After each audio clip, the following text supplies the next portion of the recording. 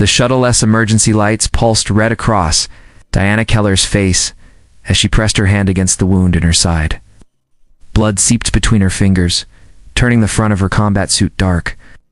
Through the cracked viewport, Europa's endless ice fields stretched into darkness. She wasn't going to die here. Not on this frozen moon, not after what they'd done. The shuttle's radio crackled. "Major Keller," General Wright's voice came through, smooth and controlled. "Stand down. You're only making this harder on yourself." Diana spat blood and pulled herself to the weapons locker. Her augmented legs trembled. The neural implants were failing. 12 hours ago, she'd trusted Wright with her life. To 12, our team had been alive. The memory hit her hard, walking into the briefing room, seeing her squad seated around the table. Carter, Rodriguez, Phillips, all of them still as statues, their eyes empty. Implants fried by Wright's kill signal. She'd barely made it out of the room before the hunters came for her. "You killed them," Diana said into the radio. "Your own soldiers. Why?" "Progress requires sacrifice, Major. The genetic program is too important. Earth needs soldiers who can win this war." Diana checked her ammo. 2 plasma clips left. Her tactical display showed movement outside, fast shapes crossing the ice, closing in on the crash site. The hunters were coming. "They're not soldiers anymore, right? I saw what your scientists did to them. They're weapons." Wright's laugh was cold. "They're the future. Enhanced strength. Accelerated healing. Battle computers merged with human instinct. The perfect warriors." A shadow passed the viewport. Diana's heart rate spiked. Her implants screamed warnings through her skull. "And now," Wright continued, "they'll prove it by hunting down the famous Major Keller. 10 of my best specimens against 1 obsolete soldier." Diana activated her thermal vision. The hunters' heat signatures burned like stars in the ice caves. Ow. They moved with impossible speed, circling the shuttle. "When I bring back your body," Wright said, "the Joint Chiefs will see the power of the program. Full funding. Mass production. An army that can finally end this war." Diana loaded her rifle. The hunters were almost in position. She could feel their hunger through the hole, their enhanced senses tracking her every move. They'd been human once. Soldiers like her. Now, they were something else. "My last chance, Major. Surrender. I'll make it quick." Diana checked her med-sill, making sure the wound was stable. The hunters waited in the darkness, their modified bodies humming with power. 10 perfect killers against 1 wounded soldier? You want an answer, right? She grabbed a plasma grenade. "Come and get it." The first hunter smashed through the viewport in a spray of glass and ice. Diana saw its face, human features twisted by science, eyes glowing with artificial rage. Out. 9 more waited outside. The hunt was about to begin. Diana rolled under the hunter's strike and threw the plasma grenade. The explosion lit up the shuttle's interior like a small sun. The hunter screamed, a sound that was both human and not, as the blast melted through its enhanced armor. She didn't wait. Her combat implants pushed adrenaline through her system as she dove through the shattered viewport. Ice crunched under her boots as she sprinted into the caves. 9 left. The hunters moved like shadows through the ice tunnels. Diana's thermal vision showed their heat signatures splitting up, trying to surround her. Their footsteps echoed off the frozen walls. "Target moving south," one of them reported. The voice was female, distorted by combat mods. "Permission to engage." "Granted," another answered, male. "Young. Take her alive if possible." Diana pressed against a wall, controlling her breathing. The wound in her side burned. She recognized those voices, Lauren Peters and Kyle Nash. Both had served under her command last year. Both had families back on Earth. The first hunter had been John Martinez. She'd watched him die in the shuttle explosion. "I know what they did to you, Diana." Broadcast on the squad channel. "The genetic treatments, the neural rewrites. Wright turned you into weapons." "We evolved," Peters answered. Her heat signature moved closer, became stronger, better. "You became slaves." Diana waited until Peters passed her position, then struck. Her combat knife found the gap between armor plates, sliding into the base of the skull where the control implant sat. Peters went rigid, enhanced muscles locking up as the device shorted out. "Lauren, I'm sorry," Diana whispered as she lowered the body. 8 left. An alarm blared through the caves. Diana's tactical display showed massive energy readings. The hunters had activated their heavy weapons. "Kill her!" Nash screamed. "Burn everything!" Plasma bolts melted the ice around her. Diana ran, her augmented legs pushing her faster as she dodged through the tunnels. Steam filled the air. Cave floor cracked under the heat. She spotted 2 hunters ahead, their weapons charging. Diana fired her rifle one-handed, plasma rounds punching through their armor. They fell, but not before their shots hit the ceiling.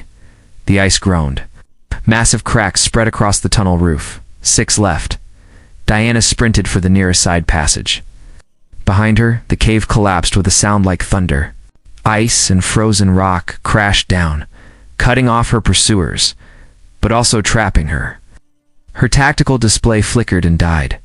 The cave-in had damaged her remaining systems. Diana leaned against the wall, breathing hard. Blood dripped onto the ice at her feet.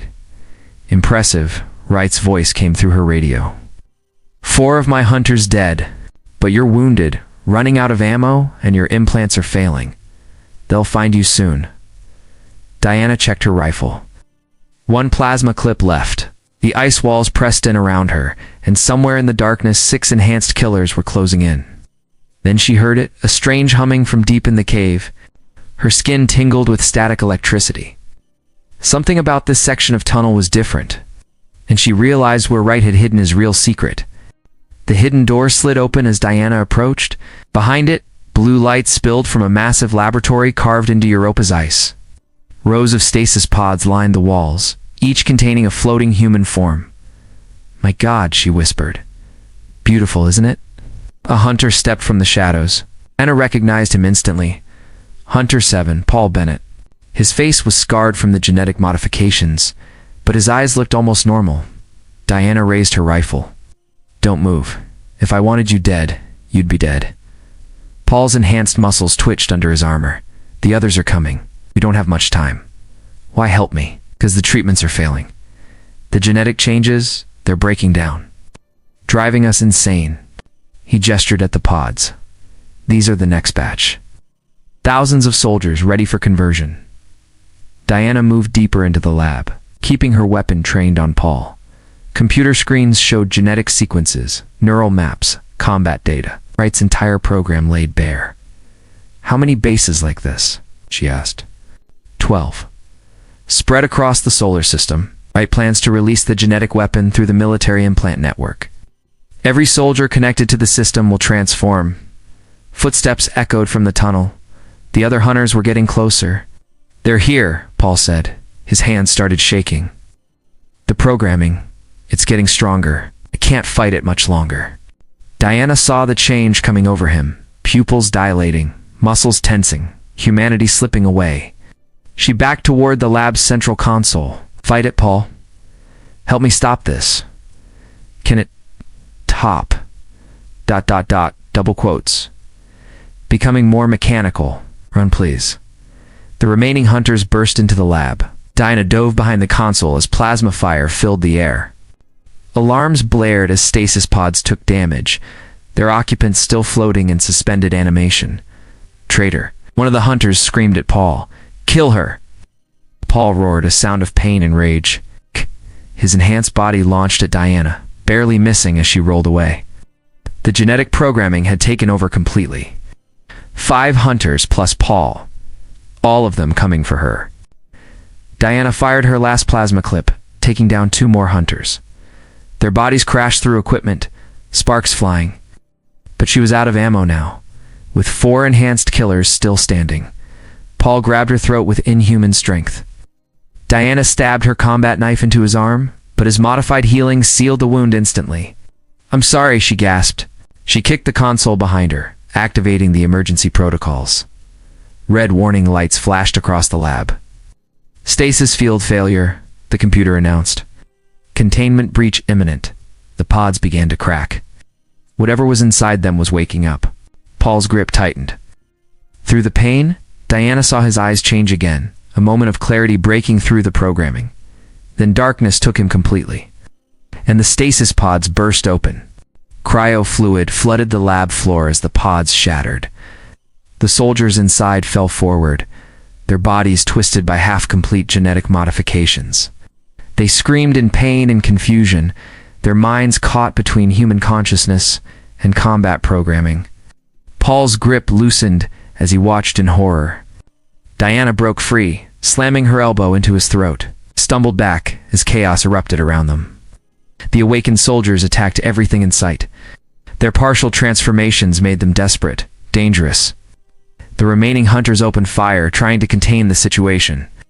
"Right," Diana called through her radio. "Your next generation of soldiers says hello. Kill them all." Wright's voice shook with rage. "Purge the facility." Diana grabbed a fallen hunter's plasma rifle and ran. Behind her, the lab erupted into a war zone, enhanced soldiers fighting partially transformed test subjects. Paul disappeared into the mayhem, his screams mixing with the others. She sprinted through ice tunnels, following the facility's power lines. Her tactical display was dead, but she didn't need it. The deeper she went, the stronger the humming became. A hunter burst from a side passage, the last one except Paul. Diana recognized him from Wright's personal guard. His face was completely transformed, barely human. "Hello, Major," he growled. "Dad sends his regards. Stephen Wright, the General's son." The first successful transformation. He moved faster than any hunter she'd seen, crossing the distance between them in a heartbeat. Diana fired, but he dodged every shot. His enhanced fist caught her injured side, sending waves of pain through her body. "You're obsolete," Stephen said, pressing his advantage. "The old military, the old ways, all of it dies today." Diana fought back, but his modifications were too advanced. He shrugged off her strikes like they were nothing. Each blow from him felt like being hit by a machine. "Your father turned you into a monster," she gasped as he pinned her against the wall. "He made me perfect." Stephen's modified eyes glowed with artificial rage. "And soon, every soldier will be like me." A scream echoed through the tunnel. Paul appeared, charging at Stephen with berserk fury. The two enhanced soldiers crashed together like titans. "Run," Paul shouted between strikes.